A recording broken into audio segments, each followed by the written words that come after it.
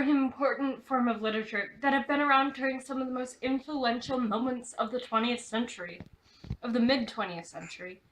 Comics affected the world around them, but they were also affected by the world and the events happening. Many comics were used as wartime propaganda, and they became very influential. During times of terror and times of war, comics would sometimes reflect these feelings. This was especially true for the infamous Captain America, who was less of a character, more of a full-time anti-Nazi propaganda. Marvel Comics have had a history of reflecting what is happening in the world outside. Unlike their rival, Detective Comics, DC Comics, they have realistic settings and deal with realistic problems such as terrorism, prejudice, and Nazis and communism. Communism and Nazism were serious problems to the democratic world during World War II, as well as after. They each had their periods in history where they spread like wildfire. They were also considered dangerous, and there was a hatred of them, as exhibited in the Red Scare. It was easy to get in trouble for deciding to join one of these groups because of the connotation that came with them. Because of this, it was drilled into the heads of people to fear these groups. And, as it always does, comics imitated reality. The Nazis and communist parties were villainized in Marvel Comics in order to convince others not to join them. Real-life Nazis. Nazis were really bad, but even bad people had the capacity to do right things, as was the case in Nazi Germany. In simplest form, Hitler was a dictator who rose to power by grabbing it for himself and using others to beat down those who opposed him. All know the horrors of the groups of people who angered Hitler just because they existed, and it wasn't fun. It was the Holocaust. Hitler traumatized the groups who he thought would harm him throughout his reign. For the Jews, before being sent to concentration camps, they were also harmed when he ordered Kristallnacht, or the Night of the Broken Glass. Pardon my German. During this time, Jewish shops were broken into and destroyed, and many men were taken away to those infamous camps. Other forces in the Hitler versus Jews and other wars was the forcing of Jews into ghettos, the most famous being the one in Warsaw, Poland. It was so bad, if you fully understand it, you will never call your neighborhood a ghetto ever again. Then, of course, there were the camps. If you were even thought to maybe be an enemy of Hitler, you were probably going to be turned in, maybe even by your loved ones. If you were a communist supporter, you were in trouble. Others who were hurt by Hitler's reign were those deemed unclean. I talked about the Jews above, but there were some other groups that were hurt by Hitler as well, although the Jews definitely had it worse. And gypsies were treated almost as bad as the Jews were, and those with mental or physical disabilities or illness were killed. Then again, Jews were grouped more as a whole, so that's why I say that they had it worse. But everyone's treatment was awful. Beggars, homosexuals, prostitutes, alcoholics, pacifists, who John D. Clare. As much as we may hate to admit it, the Nazis did a thing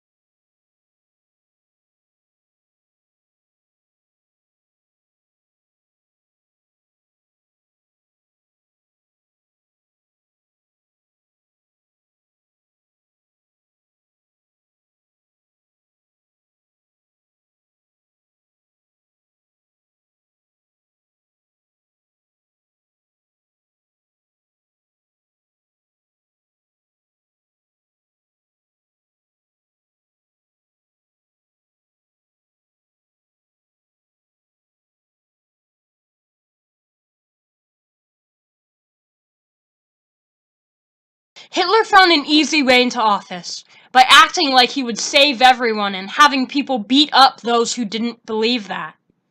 Once in power, Hitler didn't actually improve the economic system if you were exactly what he wanted you to be, Aryan and in love with him, but still, at least not everyone was suffering now. Only those who deserved to suffer. So, still not good, but good enough, I guess. Hitler put a lot of money into making nice cars that really made the people happy. He also put in place a few plans similar to the New Deal plan FDR set up in America to combat the Great Depression. So basically, Hitler sucks. But if you didn't piss him off, you were actually happy and under great economic prosperity compared to what came before.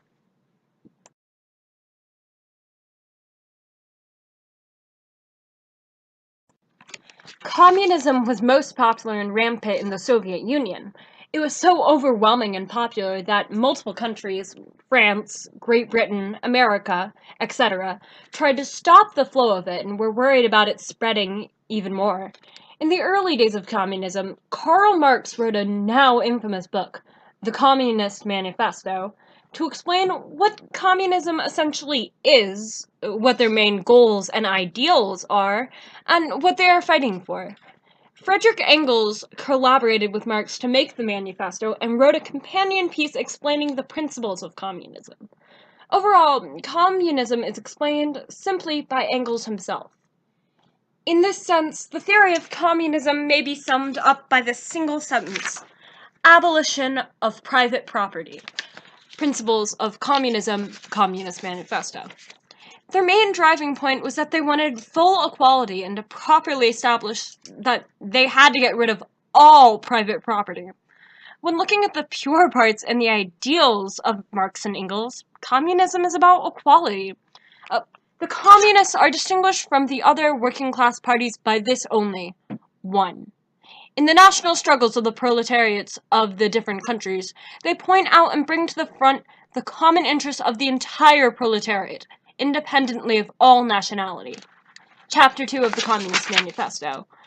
Another of their important parts was that they were fighting for the proletariat against the bourgeoisie. They wanted freedom and equality for all of the classes, and this was an important part for their argument.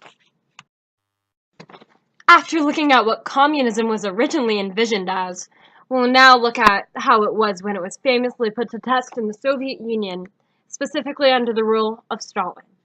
First, the bad things. Stalin basically got the Russian people to treat him as an idol. Hitler did the same thing, really. They both had the artists write about them. Stalin also had history books written that overplayed his importance. There were also groups of nationalism for kids. Not only was there casual brainwashing, there was also censorship and the threat of death camps. There was also an incredible and terrifying use of telling on your neighbors to the secret police. Now, the good things. Looking at Russia under Tsar Nicholas, under communism they progressed to become a world power during a time in which most of the powers, America, Britain, France, were suffering from an economic depression, which is impressive. Like in most places with an impressive government, if you followed what you were told and managed to stay under the radar, you were superb. There was industrial growth, and they did better if they did not get in trouble than they did with the monarchy. Also, there's a lot more stable government under Stalin. Nevertheless, once more, he killed a lot of people, and this was a society run by fear, which is not a lifestyle that you necessarily want to live in. Agriculture stayed the same as before, as the population greatly increased. Oh, and lots of purges.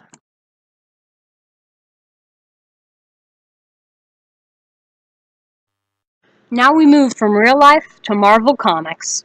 In Marvel Comics, the Nazi Party still exists, and it's mostly the same. The main difference between these two representations of the same thing is, well, 1. When Hitler kills himself in the real world, Nazism was stopped.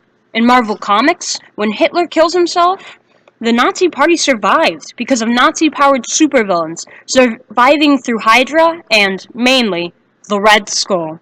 For the majority of the Marvel section, we will be comparing the Red Skull to Hitler. To understand the group, you must understand the leader, yeah? The Red Skull is a very interesting character. Like Hitler, he wants to take over the world. Unlike Hitler, he's physically willing to step into the battle himself. Not to mention he has the capacity to call upon beings with power to help him do it. Not to mention, in some versions, he has been enhanced with the superhero serum, the one Captain America got. So yeah, pretty scary. As stated earlier, Red Skull has a tendency to not die, thus causing more or equal chaos in a longer lifespan. Red Skull is cocky, so was Hitler, but Red Skull has the terror and fire behind him that Hitler probably taught him. But the Red Skull is much creepier than the short, weird stash thing. For instance, this quote from Captain America, Volume 2, page 80, shows how the Red Skull plans to take a book from Hitler's page, using terror to gain control. For I shall imprison actual cities until a helpless, terror-stricken mankind begs the Red Skull for its own liberation. And liberate them I shall, although it will be upon my terms alone. And unlike Hitler, Red Skull doesn't have the patience to wait months to rise to power, and even longer to claim territory. As shown from this quote from Captain America Volume 2, page 109, Red Skull is much more of a how about right now kind of guy. Within a few short hours, all of Earth shall grovel beneath the heel of the mighty Red Skull!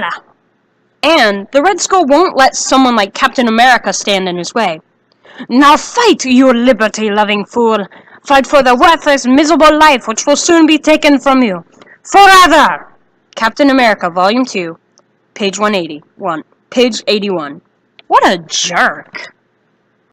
Red Skull appeared in Captain America, the First Avenger, and it helps to refine everything that is talked about above. In our first clip, Stephen Rogers receives a pep talk from Abraham Erskine. This clip introduces us to Johann Schmidt, and how his evil on the inside becomes evil on the outside. It shows us how Hitler and Schmidt are similar, but Schmidt is crazier. So many people forget that the first country the Nazis invaded was their own. You know, after the last war, people struggled. They felt weak, they felt small. And then Hitler comes along with the marching and the big show and the flags and and he hears of me, my work, and he finds me, and he says, you. He says, you will make us strong. Well, I am not interested. So he sends the head of Hydra, his research division, a brilliant scientist by the name of Johann Schmidt. Now, Schmidt is a member of the inner circle, and he is ambitious. He and Hitler share a passion for occult power and to ton of myth. Hitler uses his fantasies to inspire his followers, but for Schmidt it is not fantasy. For him, it is real. He has become convinced that there is a great power hidden in the earth, left here by the gods, waiting to be seized by a superior man. So when he hears about my formula and what it can do, he cannot resist. Schmidt must become that superior man.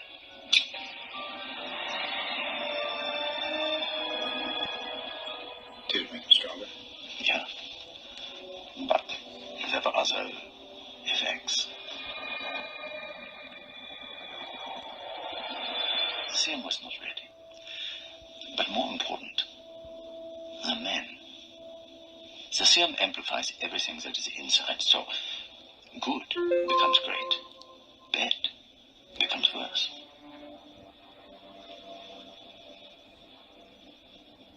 This is why you were chosen.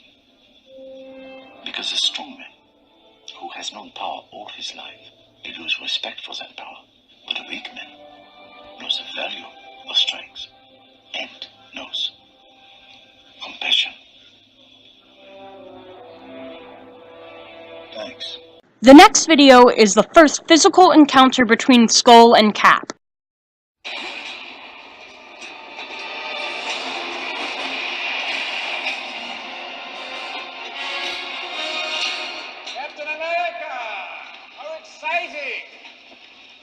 am a great fan of your films. So, Dr. Askin managed it after all. Not exactly an improvement, but still impressive.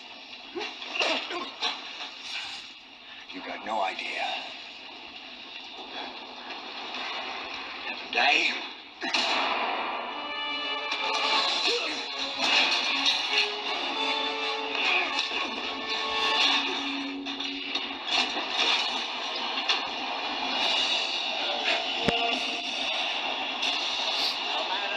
Lies Askin told you. You see, I was his greatest success.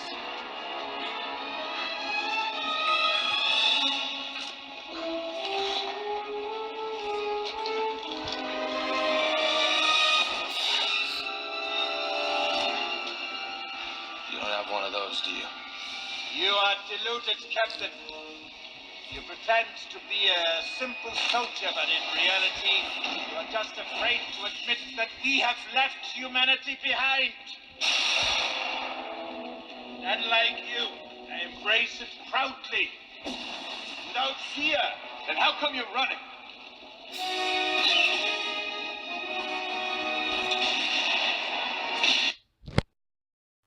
This last video shows the pure size that Skull has gotten his cause to. If they cut off one head, two more shall take its place. Hail Hydra.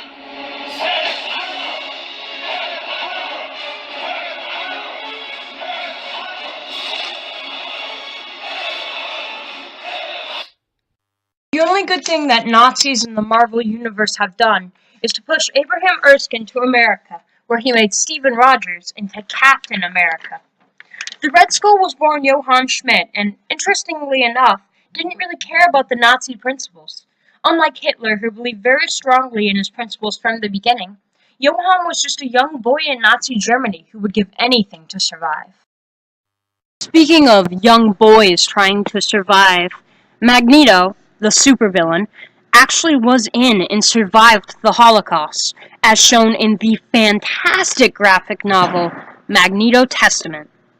He was a Sakamoto, who were the people who were in charge of burning the fellow Jews, and endured some of the hell that translate to both worlds. Just like in our world, Hitler put the Jews through unbearable misery. But worst of all, there was nothing they could do about it. As Magneto, puts in Magneto Testament, issue 5, page 12, on Kristallnacht, my father wanted to fight, but then the Nazis might have killed the whole family. In the ghetto, I could have gutted a Nazi murderer, but then they would have killed 100 Jews in retaliation. 2 months ago, I could have pushed the Habsführer into the fire pit, but then they would have killed the rest of my work crew. So to save everyone, I did nothing, and guess what? They killed them all anyway. Without a doubt, the Holocaust was the worst thing that both groups of Nazis did. Millions died, all their stories flickering out of existence. Many Sakamoto hid their stories inside the camps, hoping that someone might be able to find it. In Magneto Testament, Max does this. My name is Max Eisenhardt. I've been a Sakamoto at Auschwitz for almost 2 years. I've watched thousands of men, women, and children walk to their deaths. I pulled their bodies from the gas chambers. I dug out their teeth so the Germans could take their gold. And I carried them to the ovens, where I learned how to combine a child's body with an old man's to make them burn better. I saw my fellow workers buried alive under an avalanche of rotting corpses. I saw thousands of murdered people burning in giant outdoor pits. I've seen at least 250,000 dead human beings with my own eyes, and I couldn't save a single one, any more than they could save me. To whoever finds this, I'm sorry, because I'm dead, and now it's up to you. Tell everyone who will listen. Tell everyone who won't, please! Don't let this ever happen again. Magneto Testament, issue 4, page 17 through 20. The worst part is that many of these testimonies were never found. In fact, in the last issue, it is Max himself who picks up his story. And if he hadn't, no one may ever have. The Allies seemed to take their sweet time as those in the camps waited for it all to be over. This quote from, you guessed it, Magneto Testament, issue 5, page 9, happens between Max and another inmate as they see American planes flying above. Come on, you bastards. You've had enough time. Bomb us already. Oh God. God's not up there, Max. Just the Americans. And they don't give a damn. These quotes are meant to showcase that in both Marvel and our world, the Holocaust was bad.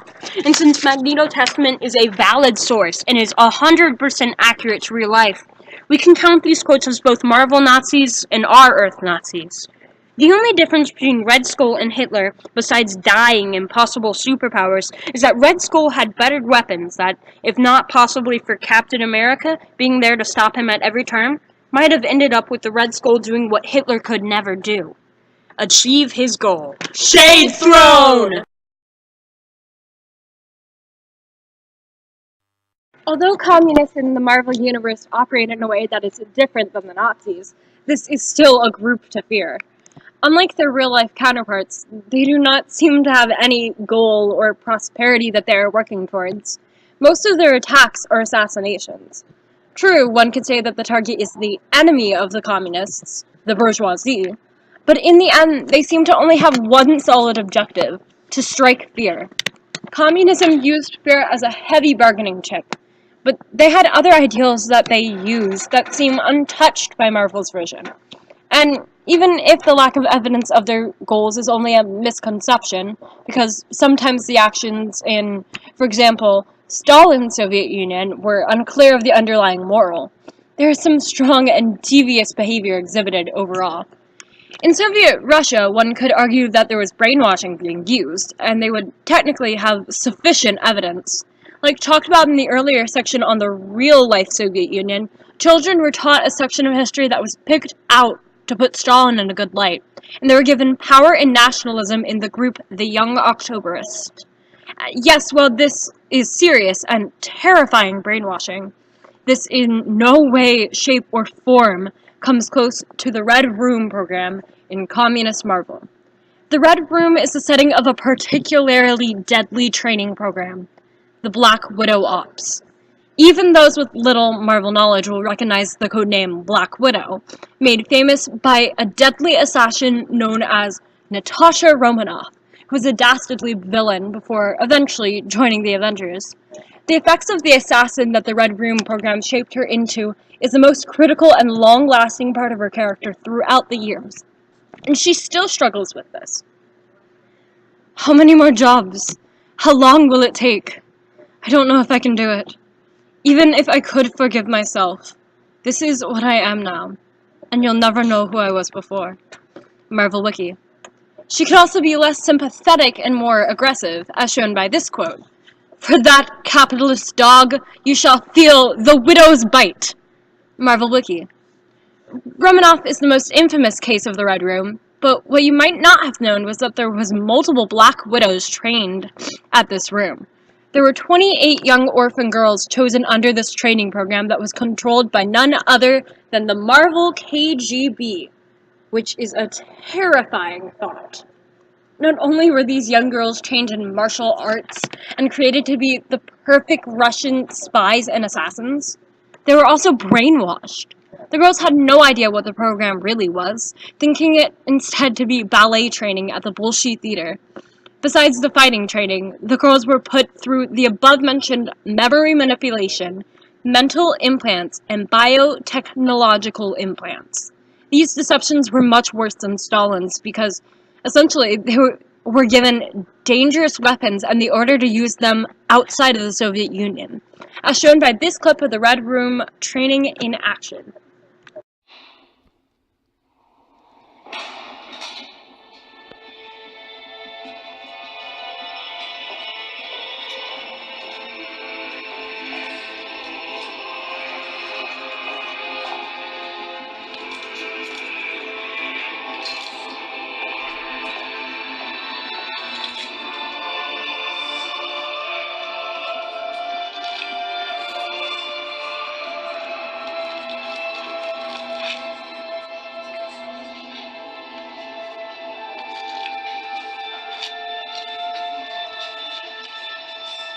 children find here. And if he said, I'll keep house for you. I'll wash and sew and sweep and cook.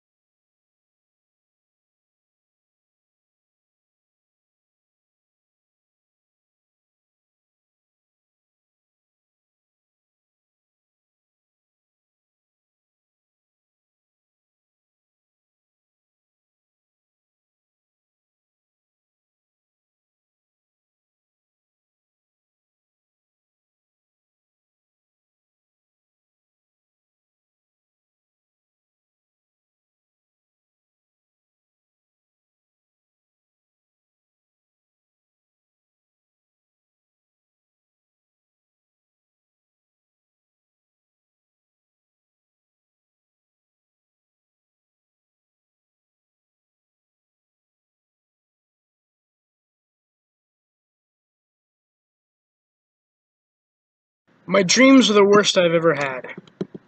Images of the Winter Soldier fold in on each other. I see things I forgot happened, like a door unlocking in my mind. Torture, slaughter, and training others in their use. So much horror. I wake up vomiting, and don't feel much better afterwards. My bad dreams linger, but I wouldn't expect anything else. Marvel Wiki. His mind would also be erased repeatedly, leaving him so brainwashed that it takes him a long time to even figure out who he really is, as shown by this delightful clip from the Captain America Winter Soldier movie. Note, in the movie, he is a Nazi instead of a communist, but despite this, the movie is incredibly accurate to the Winter Soldier and has great examples of the mind control that was used by the communists.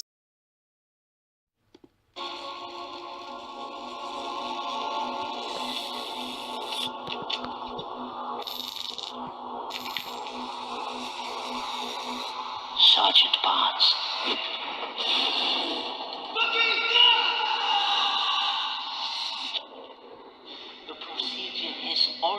started.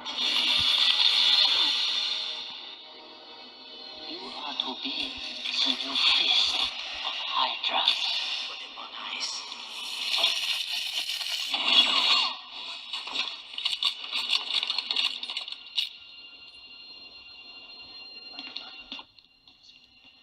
Sir? He's unstable. Erratic.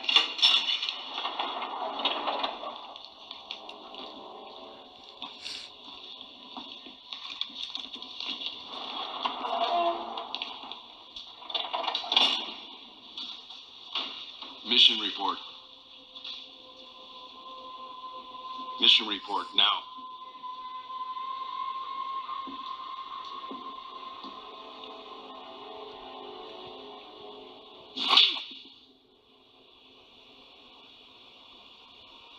There's a man on the bridge. Who was he? You met him earlier this week on another assignment. I knew him.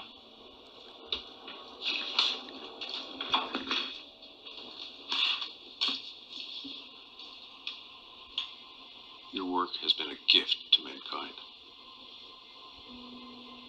You shaped the century, and I need you to do it one more time. Society is at a tipping point between order and chaos. Tomorrow morning, we're going to give it a push. But if you don't do your part, I can't do mine. And Hydra can't give the world the freedom it deserves. But I knew him.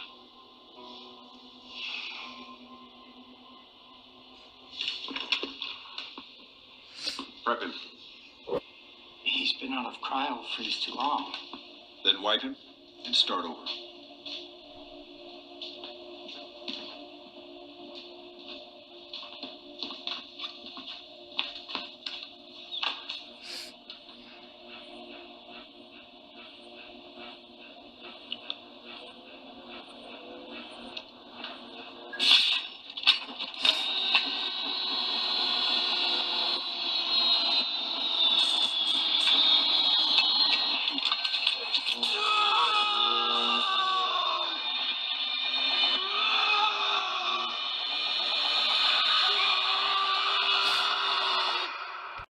After his success, they start the Black Widow Ops, and even trains them in fighting. In conclusion, the media is often based upon what we find in life around us. In comic books, Marvel comics stand out for their settings being in cities that exist on our maps today, and Marvel often finds itself incorporating the history of the world we know into the one it makes. But how accurately is that adaptation? The Nazi Party and Communist Party, history's most ill-remembered totalitarian groups, have been altered in Marvel Comics so that they go from intimidating men to terrifying monsters. This can be shown in how Adolf Hitler contrasts in visual appearance to the Red Skull, and how Joseph Stalin in his use of children nationalists, even using them to turn in their parents if they need to, turns into the Red Room, where children were hypnotized and forced to fight and kill. Now, it must be pointed out that Ali and Dana Horowitz and others incorporated with this project do not in any way support the views and actions of either the Nazis or the Communist Party. We simply thought that the world should be able to see that, yes, these men were monsters, but they were still men. Comics were often used as propaganda, especially during the time in which Nazism and communism spread like wildfire. These comics were used to scare the good citizens of America to back away from these ideas, because they didn't want any more support for these causes, because they were scared of what they could do if they had the support that they wanted. So, Captain America proceeded to inspire good citizens as he punched Hitler in the face, and Natasha Romanoff continued to just be like any other communist she was, by betraying everyone. So these stereotypes continued, because if we take away what little humanity they have, we take away any chance of a bunch of Americans trying to join them. All of this makes sense to us. When these comics were created, the country needed them to easily point out these ideas were wrong. It may not have been the right thing to do, but it makes sense.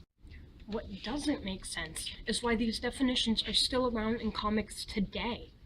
The Red Skull is still running around trying to turn the world Aryan. He's still following the ideas of Hitler, who has been dead for at least 60 years. Hail Hydra is a common thing to say. If comics are supposed to move with the times they are made in, why do we still have Nazis running around trying to kill Captain America? Or Russian or communist people betraying and hurting their teammates? And why is the Red Room still active? And also, just something to think about. If comics really do reflect the struggles of our society, why is it that in Marvel Comics there are only, at most, 5 gay or lesbian couples confirmed in stories, no asexual characters in all of the thousands of universes, only one gender-fluid character, Loki, and the first Muslim superhero is still new? So come on, Marvel, get your stuff together, because right now, You are failing!